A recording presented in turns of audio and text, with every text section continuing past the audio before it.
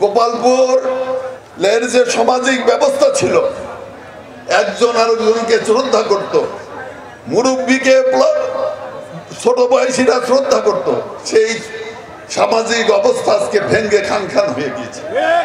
কেউ কারো শ্রদ্ধা করে না।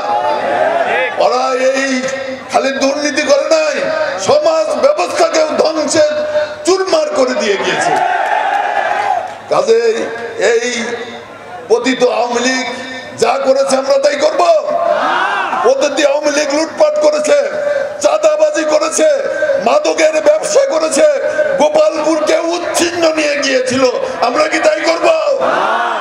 আমি আপনার কাছে বলতে চাই, অনেক কথাই শুনি, আজকে আমরা সমাবেশ করলাম, আগামীকাল থেকে যাতে তা শুনি আমাদের মধ্যে কেউ অন্যায় কাজের সাথে জড়িত আছে, আর যারা না শুনি কেউ মাদকের ব্যবসা করতেছে, কেউ মাদকের সাথে জড়িত যদি করে থাকেন, তাদের কিন্তু বাংলাদেশ জাতীয়তাবাদী দলে কোনো স্থান হবে।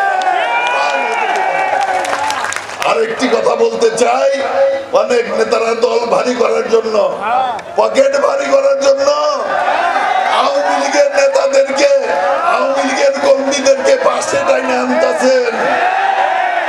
তাদেরকে বলতে চাই, 17 বছর কারাগারে ছিলাম, যারা আন্দোলন এবং সংগ্রাম করেছে তারাই নেতৃত্ব দিবে, তারাই সবার আগে থাকবে। পলাশীর আম্রকাননে যখন বাংলার স্বাধীনতা নিমজ্জিত হয়, বাংলার স্বাধীনতা নিমজ্জিত হয়, আম গাছের ভাগ দিয়ে জনগণ দেখেছে, প্রতিবাদ করে নাই। একটি করে ঢোল ছিললেও ক্লাইভের সৈন্যরা বাংলা দখল করতে পারত না, পারত?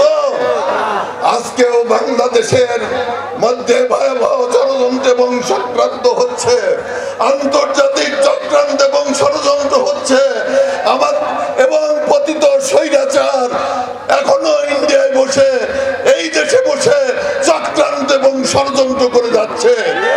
আপনাদের পাশে মিশে, আপনাদের মধ্যে মিশে, আপনাদের মধ্যেও বিভ্রান্ত সৃষ্টি করে, ভুল বোঝাবুঝি সৃষ্টি করে, দ্বন্দ্ব লিপ্ত করে বাংলাদেশের স্বাধীনতা, বাংলাদেশের সার্বভৌমত্ব নস্যাৎ করার চেষ্টা করছে। কাজেই সকলকে আবেদন জানাবো, আসুন আমাদের মধ্যে